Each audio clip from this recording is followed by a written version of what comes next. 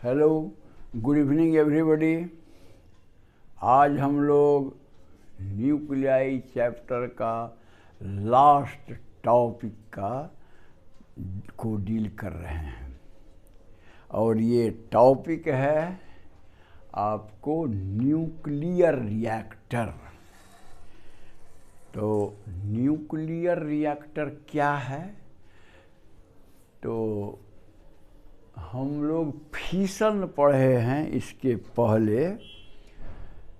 बड़ा जो न्यूक्लियाई है जिसका मास नंबर 170 से ज़्यादा है, वो बड़ा न्यूक्लियाई का बाइंडिंग एनर्जी पर न्यूक्लियन कम होता है, 8 मेगा इलेक्ट्रॉन वोल्ट से कम होता है।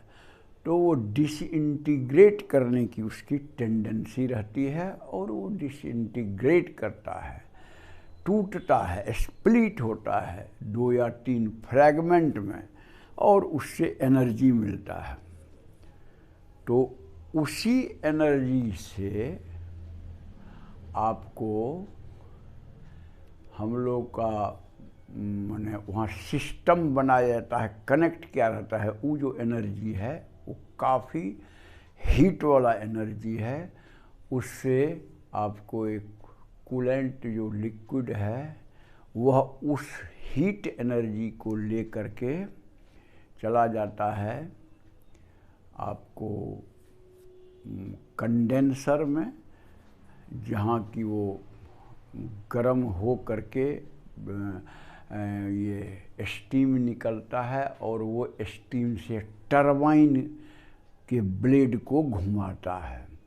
और टरबाइन ब्लेड जो है, टरबाइन का जो शाफ्ट है वो जनरेटर से कनेक्टेड रहता है, इसलिए जनरेटर में भी आपको फील्ड घूमने लगता है और हम लोग जानते हैं कि उससे करंट जो है तैयार होगा, वोल्टेज और करंट तैयार होगा। यानी न्यूक्लियर रिएक्टर से हम लोग अपना बिजली घर भी बना सकते हैं और अपने भी देश में बहुत सारा ट्रॉम्बे वगैरह में न्यूक्लियर रिएक्टर है जिससे हम लोग बिजली तैयार करते हैं, इलेक्ट्रिसिटी। तो वही काम है न्यूक्लियर रिएक्टर का। वही लिखा हुआ है, a nuclear power reactor is a device whose function is based on fission chain reaction to generate electric power from nuclear energy। जो आपको मैंने बताया, a schematic diagram is shown in the figure. तो देखिए, तो ये जो है इसमें मटेरियल, हाँ माने कौन कौन पार्ट्स है सो देखिए। पार्ट्स का नाम लिखा हुआ है, उसका थोड़ा काम भी लिखा हुआ है। जैसे पहला पार्ट है core. It is the central portion of the reactor. तो यही मेन सेंट्रल पोर्शन है जिसमें कि आपको फिशनेबल जो है आइसोटोप्स, चाहे वो यूरेनियम का हो, चाहे वो थोरियम का हो या प्लूटोनियम का हो, उसको मतलब जो रख करके न्यूट्रॉन से उस पर बम्बार्डमेंट किया जाता है, लेकिन स्लो न्यूट्रॉन होना चाहिए ताकि वो जो आइसोटोप है, जैसे हम लोगों ने फिशन में एग्जाम्पल दिया था यूरेनियम 235 वाला आइसोटोप, जब वो न्यूट्रॉन को एब्जॉर्ब करता है तो उसके बाद वो यूरेनियम 236 बनता है, जो हाईली फिशनेबल मतलब जो मटेरियल है, और वो बेरियम क्रिप्टन वगैरह में टूट के आपको एनर्जी निकला था। तो बिल्कुल उस कोर के अंदर में आपको यही सब कॉमनली यूज्ड फिशनेबल मटेरियल्स है। Uranium 235, thorium 232, plutonium 239, plutonium 240 and plutonium 241 वगैरह उसमें जनरली यूज किया जाता है एज फ्यूल। अच्छा, फ्यूल रॉड्स कहता है आजकल ये जो फ्यूल है उसको किस रूप में उसमें रहता है, तो tubes packed with पीलेट्स of uranium oxide formed fuel rods. तो फ्यूल रॉड्स के रूप में वो पूरा पिलेट्स जो यूरेनियम ऑक्साइड का है वो सब भरा रहता है और उसी से हम लोग यूज करते हैं। वो फ्यूल है, मतलब वही जलता है या उससे ही रिएक्शन होता है और आपको एनर्जी निकलता है, न्यूक्लियर एनर्जी जो मेगा इलेक्ट्रॉन वोल्ट ऑर्डर में होता है। अच्छा, फ्यूल रॉड्स हो गया, कोर हो गया, फ्यूल रॉड्स हो गया, मॉडरेटर। मॉडरेटर का क्या काम है, तो ये न्यूट्रॉन जो निकलेगा वो अगर तेज़ी से निकलेगा तो उसको एब्जॉर्ब नहीं कर पाएगा, यानी उसके साथ रिएक्शन कंबाइन नहीं कर पाएगा। मान लीजिए U-35 में चाहिए ना एक न्यूट्रॉन जो उसके साथ मिलके U-36 बना के तब ना वो फिशनेबल, हाईली फिशनेबल मटेरियल बनेगा। लेकिन अगर न्यूट्रॉन का स्पीड ज़्यादा हो जाएगा तो वो नहीं पकड़ पाएगा, रिएक्शन नहीं हो पाएगा। इसीलिए उसके इस न्यूट्रॉन के स्पीड को स्लो करने के लिए, मॉडरेट करने के लिए जितना ज़रूरी है ताकि वो उसके साथ में कंबाइन कर सके और फिशनेबल यूरेनियम 236 बन सके। तो इसी चीज़ के स्पीड को कंट्रोल करने के लिए मॉडरेटर का यूज होता है। और मॉडरेटर में कौन कौन मटेरियल होता है सो देखिए, graphite, water and heavy water, ये तीनों सब, या और भी हो सकता है कोई हो जिसको कि यूज किया जाता है और वही मॉडरेटर का काम करता है, यानी न्यूट्रॉन के स्पीड को कंट्रोल करता है ताकि कॉम्बिनेशन हो सके U-235 के साथ में। अपने देश में भी कुछ रिएक्टर है जिसमें मॉडरेटर वाटर है और कुछ में जो है वो हेवी वाटर है। अच्छा, ये हुआ मॉडरेटर का काम। दूसरा है कंट्रोल रॉड्स। कहता है कि वो जो रिएक्शन होता है तो आप देखे होंगे उस रिएक्शन में ये यूरेनियम 235 में जब न्यूट्रॉन मिलाए तो उसके बाद में मान लीजिए U-36 बना। U-36 जो है जब उसका फिशन होता है, टूटता है, तो मान लीजिए बेरियम एंड क्रिप्टन मिलता है और उसके बाद 3 ठो शायद न्यूट्रॉन भी मिला था। तो यानी न्यूट्रॉन जो है वो फिर दूसरे से कंबाइन करके फिर U-30, माने ये चेन रिएक्शन टाइप का होता है। लेकिन अगर ये अनकंट्रोल्ड हो गया तब तो एटम बम टाइप का हो जाएगा। तो एटम बम टाइप का हमको नहीं बनाना है, ब्लास्ट नहीं करना है, हमको कंट्रोल्ड मतलब जो चेन रिएक्शन होना है ताकि हम एनर्जी को प्राप्त कर सकें। तो इसीलिए कहता है कि it is use to control the chain reaction in the core. Commonly used materials are, माने कंट्रोल रॉड्स कौन कौन मटेरियल से बनता है, तो कैडमियम ज़्यादा करके एंड बोरॉन ऑल्सो। कहता है दीज मटेरियल्स एब्जॉर्ब न्यूट्रॉन्स। अगर न्यूट्रॉन ज़्यादा होगा तो ज़्यादा रिएक्शन होने शुरू हो जाएगा, चेन रिएक्शन। तो हमको चाहिए कंट्रोल्ड। तो जैसे ही कैडमियम रॉड डालिएगा वैसे ही वो तुरंत ज़्यादा न्यूट्रॉन को एब्जॉर्ब कर लेगा, यानी एकदम लिमिटेड जितना मुझे चाहिए उतना ही ये चेन रिएक्शन हम होने देंगे। तो इसीलिए कहता है कि these rods are adjusted so that the chain reaction proceeds at a steady rate। steady rate obtain करने के लिए हैफाजर्डली वो बहुत चेन रिएक्शन होके बहुत तेज़ी वाला रेट नहीं चाहिए, तब तो वो बहुत ख़राब हो जाएगा, बम की तरह काम करेगा। अच्छा, इन केस ऑफ इमरजेंसी, ठीक से देखिए कंट्रोल रॉड्स का क्या काम है, कैडमियम रॉड वगैरह का।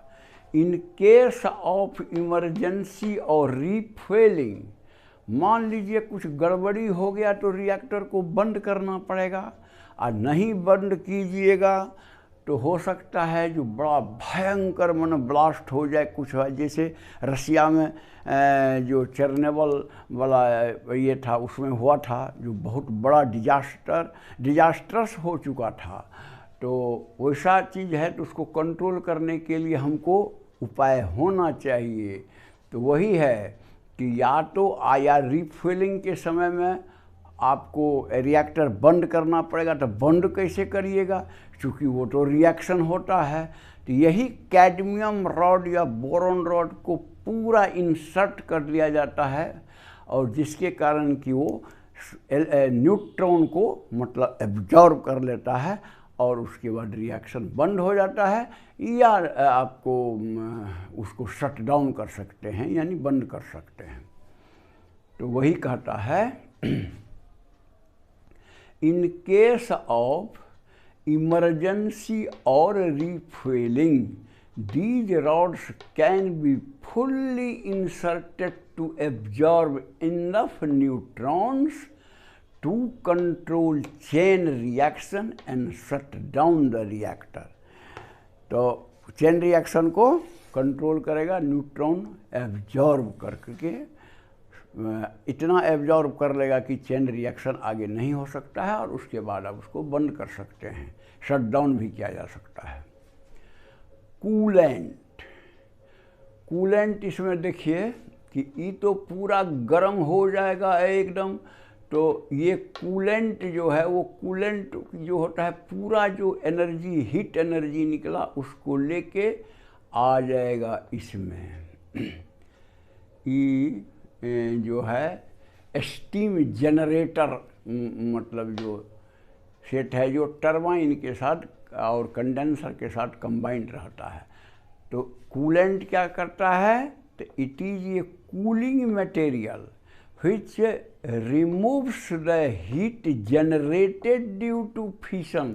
फिशन के कारण हाई एनर्जी जनरेट होगा, यानी हीट के रूप में, तो उसी को वो कूलेंट जो है उसको हीट को एब्जॉर्ब करके आके इसमें मान लीजिए कि वाटर रखा हुआ है, और उस वाटर को एकदम गर्म करके स्टीम बना देगा, और उस स्टीम को टरबाइन में मतलब भेज दिया जाता है, और वो टरबाइन घूमने लगता है। उसी के साथ कनेक्टेड शाफ्ट के साथ में जनरेटर रहता है, जनरेटर का फील्ड भी घूमना शुरू होता है, यानी बिजली पैदा होने लगेगी, यानी पावर प्लांट की तरह काम करने लगेगा। हाँ, तो commonly used coolants are water, CO2, nitrogen, और हेवी वाटर भी यूज किया जाता है ये कूलेंट के रूप में। तो ये हो गया आपको कूलेंट का काम। प्रोटेक्टिव शील्ड, चूँकि फिशन रिएक्शन होता है, बड़ा ज़बरदस्त रेडिएशन है, मतलब जो निकलेगा, जो वेरी हार्मफुल रेडिएशन, अगर ह्यूमन बॉडी में लगा तो आपको बहुत तरह का बीमारी हो सकता है, मर सकता है आदमी। तो इसलिए उसको अंदर में रिफ्लेक्टर वगैरह से ठीक किया जाता है ताकि बाहर न निकले, और उसके बाद भी आपको और अलग से एडिशनल, मान लीजिए ब्रिक वॉल या जो भी है उस टाइप का बना के, ताकि किसी तरह का अगर लीकेज हो तो उसको मतलब बाहर नहीं निकलने दिया जाए, ताकि वो हैजार्डस ना हो जाए। तो वही है। अच्छा, उसके बाद ये तो बताया ही कि टरबाइन एंड जनरेटर सेट जो पोर्शन है, क्योंकि ये जो एनर्जी निकला कूलेंट लेके वहाँ पर जाके पानी को गर्म करके स्टीम बना दिया, और वो स्टीम टरबाइन चला दिया, और टरबाइन घुमा दिया जनरेटर को, बस हो गया, बिजली निकलने लगा। तो the coolant transfers heat to a working fluid which produce steam. मान लीजिए वाटर है वर्किंग फ्लूइड, उससे स्टीम बना गया, to drive the turbine and generator set. Turbine generator set को ड्राइव करेगा, चलाएगा, घुमाएगा और बिजली पैदा होगी। हाँ, अब एक चीज़ ये है कि ये सब काम जब करिएगा तो बहुत सारा न्यूक्लियर वेस्ट निकलेगा जो डिसइंटीग्रेट करेगा, तो पूरा मतलब वातावरण खराब हो सकता है। तो उसी का उपाय किया जाता है। तो इसीलिए लिखते हैं एक ठो नोट में कि appropriate plan is being evolved to convert the waste, waste माने यही यहाँ का जो वेस्ट होगा बचा हुआ waste, into less active and short lived material. माने ऐसी व्यवस्था करना है कि जिसके कारण कि जो वेस्ट है वो आगे या तो उसको माने उसकी एक्टिविटी ख़त्म कर लिया जाए, लेस एक्टिव कर लिया जाए, या शॉर्ट लिव्ड ताकि वो कुछ ही समय के बाद ख़त्म हो जाए। शॉर्ट लिव्ड कम उसका माने जीवन हो, लाइफ टाइम हो, ताकि वो ख़त्म हो जाए। तो इस तरह से आपको ये न्यूक्लियर रिएक्टर का यूज है। और आगे भविष्य में खोज रहे हैं फ्यूजन रिएक्टर वगैरह सब पर भी। कई तो फिशन रिएक्टर है, फ्यूजन रिएक्टर का यूज करने का वो ज़्यादा मतलब उस पर रिसर्च चल भी रहा है, कहीं कहीं कुछ न कुछ सफलता भी मिला होगा। तो फ्यूजन वाला जो है वो होने से काफ़ी आपको मतलब जो ये इलेक्ट्रिक पावर का प्रॉब्लम ह्यूमन काइंड के लिए सॉल्व हो सकता है। तो यही है आपका न्यूक्लियर रिएक्टर।